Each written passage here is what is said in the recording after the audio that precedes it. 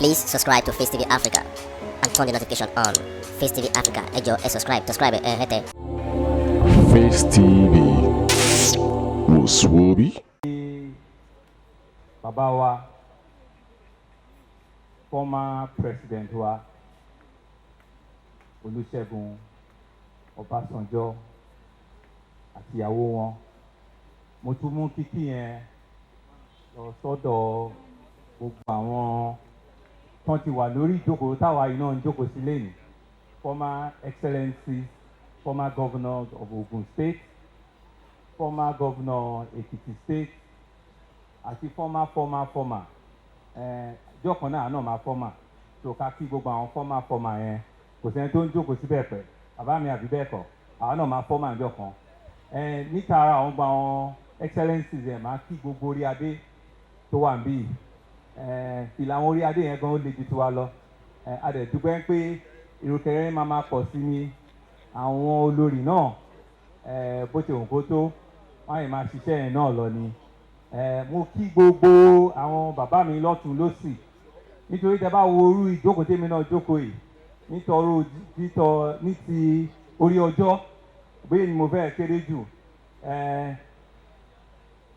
láàrin èmi àti sa ọ̀kẹ́ owó lórí mi náà ò kéré jù bẹ́ẹ̀ mọ́ àwọn kan tóbi jù mí lọ ni a máa wò so èmi náà ní orí ọ̀fẹ́ yẹn pé mo jókòó lórí tébù àwọn tó ti 80 tán ti 85 tán ti 70 àti bẹ́ẹ̀ bẹ́ẹ̀ ní orúkọ gbogbo wọn mo wá kí bàbá wa oníkan ìní Chief Razaq Okoya tí Ọlọ́run mú tó dá sí fún wa tó tún rí àyájọ́ ọjọ́ òbí mi tó yìnbó ń pè ní 85 years tẹ̀rí pé ọpẹ́ pọ̀ lọ́tún ó pọ̀ lósì àdúpẹ́ pé Ọlọ́run nínú àánú ẹ̀ ó dá wọn sí ọdún tó kọjá yẹn báwo tiẹ̀ mọ ìdí ẹ̀ Ọlọ́run ó yọ wọ́n kúrò nínú àìsàn oríṣiríṣi ó dẹ̀ dá wọn sí ìtọ́lọ́run wá ṣe lénìí ni pé ó wá tún ìgbà ayé wọn ó tún di ọ̀tún ẹ rí i pé bàbá ojú wọn fresh sí ni fáwọn tí ò bá mọ̀ fáwọn tó bá yẹ pé wọ́n ṣẹ̀ṣẹ̀ ń wá èmi ti máa ń wá sí birthday bàbá mi over 30 years èmi náà máa 60 lọ́dún ìlágbára Ọlọ́run ṣùgbọ́n over 30 years láti máa ń wá ní Ìkòyí crescent níjọ́ náà lọ́hùn a máa jókòó bá ṣe yẹ pé àfọwáwòrán ni wọ́n á dẹ̀ máa ṣe ẹ dẹ̀ rí i pé Ọlọ́run dẹ̀ ń fún wọn ṣe lọ́dọọdún ibi àwa bẹ̀rẹ̀ sí wá síbi ibi ó ti ń lọ bíbí 15 to 20 years sí náà tó ṣe pé history yẹn èmi náà mọ̀ díẹ̀díẹ̀ ṣùgbọ́n èyí tá a fẹ́ mú yọ̀ ń bẹ̀ ni pé àwọn bàbá mi ti sọ̀rọ̀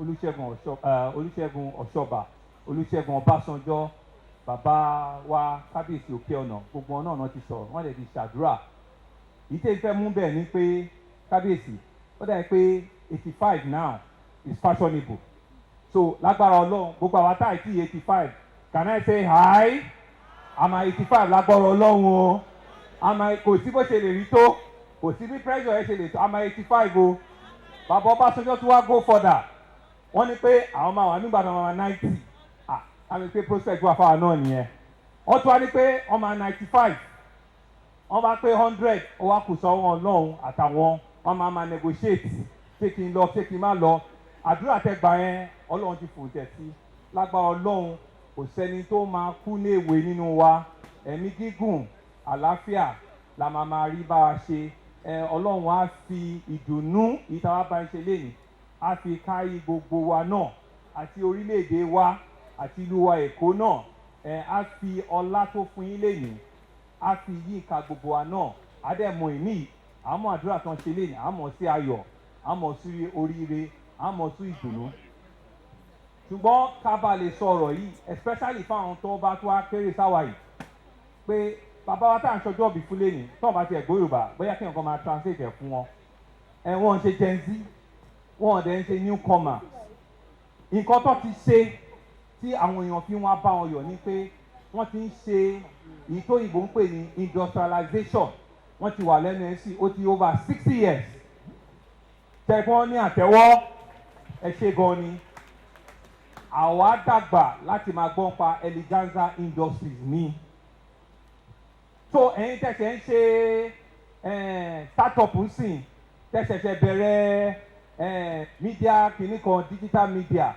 because it's your time to the young people amongst us it's your time but what I'm trying to say because mo fẹ́ well má gbọ́ Yorùbá yẹn what I'm trying to say is this man has endured for over 60 years keeping tab with an industry that has become an international name now and he has kept faith to become an household industry in which in every home there will be a product of Eleganza either in your bathroom, in your kitchen, in your dining, in your garden. And that's what I want to leave the youth with, that you must have the resilience, you must have the ability to see the fathers like this as people that have toiled for such a long time. They have persevered, they have gone through all sorts of government changes, all sorts of economic windfall, but they stayed resolute and they stayed committed. And that's why we can see them today and we're happy. And it's not only him. Looking at his right hand and his left hand, he has had a retinue of friends that they've all worked together and they've developed this country. And we want to thank you, sir. Babawa Doing Industry, we want to thank you.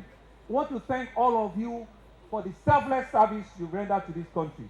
Because you are indeed the icon of industries that all of us today are living on to.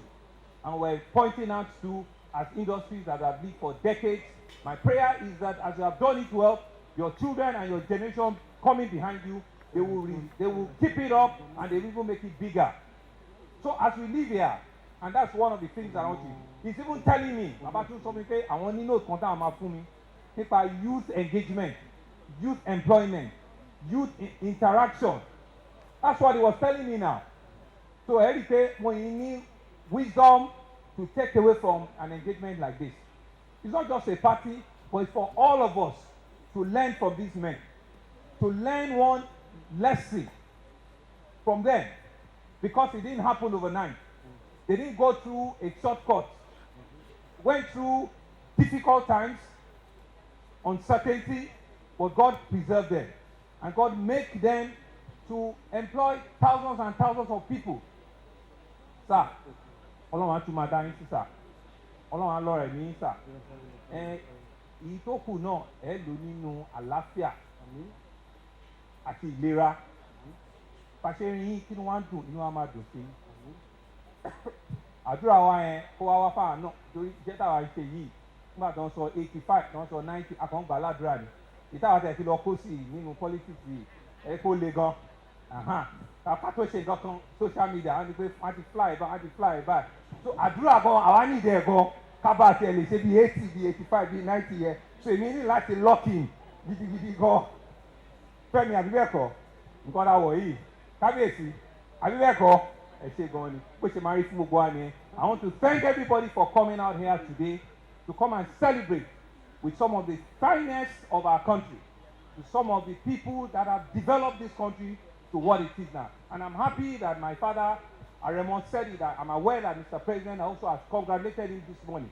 It goes to show that Mr. President appreciates all of your efforts, all of your toilings, and all of the things that you have all done for our country.